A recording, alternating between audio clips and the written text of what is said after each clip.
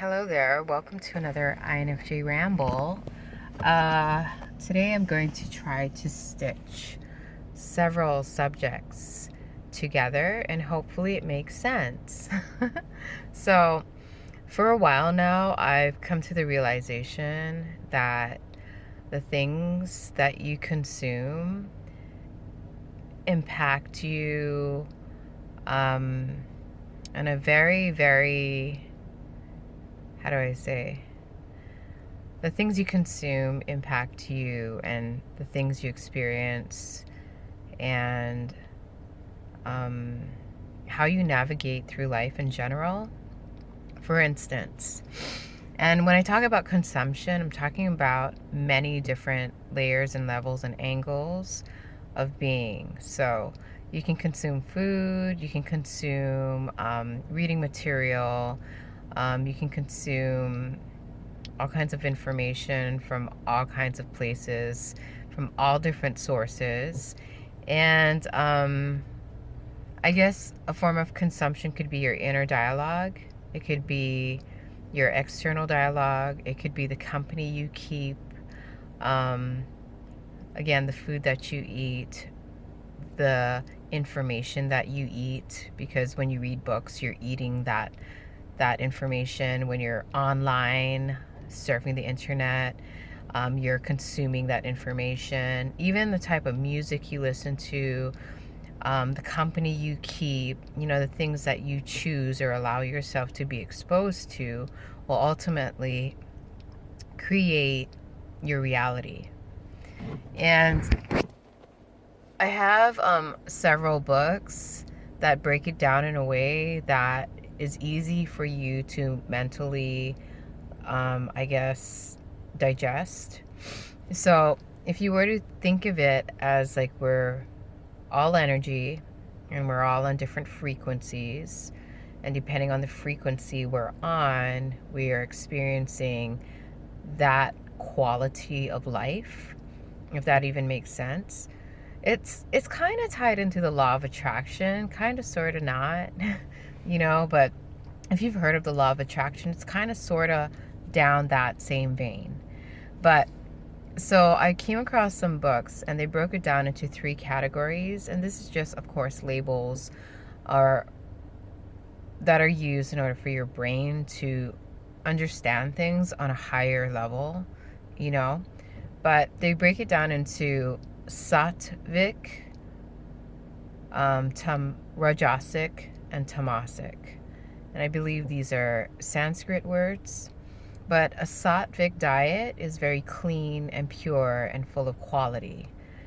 So in most cases, vegans, vegetarians fall into this category. Breatharians, liquidarians, they will fall into this category. Most people, I feel, kind of reside in the rajasic level of consciousness, and then there's a lot of the population that resides in the tamasic level of consciousness, or level of being or seeing, or experiencing the world. I'm sorry if this is confusing and it doesn't make sense, but it's pretty important, because if you're not aware of it, then life throws you along for a ride instead of you being able to just kind of move graciously through everything that's happening around you. How, and I've experienced this, like, in my younger years, where, like, life throws you up and down on a wild roller coaster, and there's these extreme highs and extreme lows, and there's hardly any in betweens. Yeah, so I feel like a rajasic personality undergoes that level of consciousness or that experience because that's where they're at. That's not good or bad, right or wrong. It's just like another tool to help you understand, like, what it is and how you can alter your reality. You know what I mean? Like, you can't alter your reality. You can't alter your reality if you're not even aware of the different, like, dimensions and angles of it. You know what I mean? Excuse me. But yeah, so I guess how do I say, people who, um, I can, you know what? There's so many books on it. If you just Google, and if you really want to just go online and just Google it, it's just Google 3 gunas, Gunas, and they'll break it down for you. But so it's really, really, really important. Like, I think a lot of people just don't realize, or they just take things for granted and just allow life to fling them from one space to another,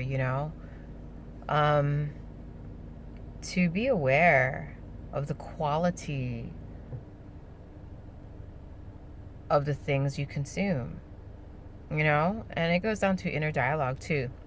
I was telling someone today that I spend most of my waking hours, like, if I'm not socializing with someone and being very present with them, because when I socialize with people, I like to be very present with them, you know.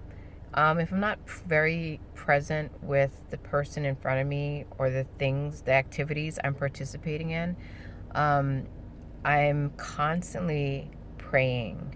I'm constantly saying mantras over and over in my head, you know what I mean? Like, I don't allow myself to consume things that I deem unnecessary, but I do try to focus on what is essential. And the essential things, I feel, for you will feel satisfying and it will feel fulfilling.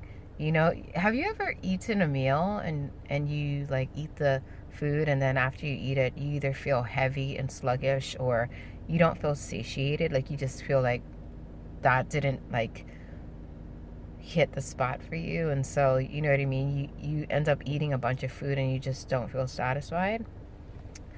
I look to consume things that make me feel satisfied. I don't want to waste my time or energy on things that will leave me feeling empty or sludgy or heavy. You know what I mean? So I guess that's why I like to eat soup. Because soup is pretty, like, light. You know what I mean? Well, I guess it depends what kind of soup you're eating. Anyhow, I'm totally veering off track. Welcome to my mind. That is what it is. But yeah, even your inner dialogue, like, you need to be paying attention to what you're allowing to affect you and how you are, how do you say, how you're defining the events that are unfolding before you. It's easy to complain, and I feel like if you haven't found some type of mastery over your mind, you will have an inclination to seek chaos and to seek problematic situations and to seek, I don't know, problems and issues. But if you are a master of your mind and you don't let your mind control you, you can kind of let the mind function on its own without being affected by it, without being reactive. You know what I mean? Yeah, lately, I've been practicing calmness and peace.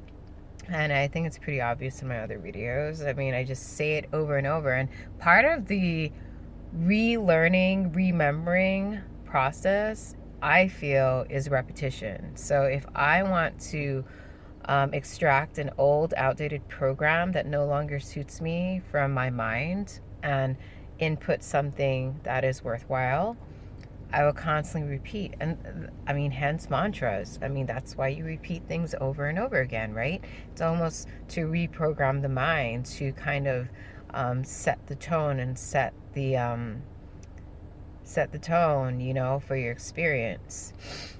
Because everything is energy, and everything is kind of like a cosmic symphony, and you get to choose what tone and what pitch and what beat you want to, like, vibe to, you know what I mean? Anyhow, this is super spacey. I don't know if you followed me, but if you did, that's awesome. I don't know if you learned anything or if you didn't learn anything, and either way, it's awesome. I just felt the need to express this. Yes.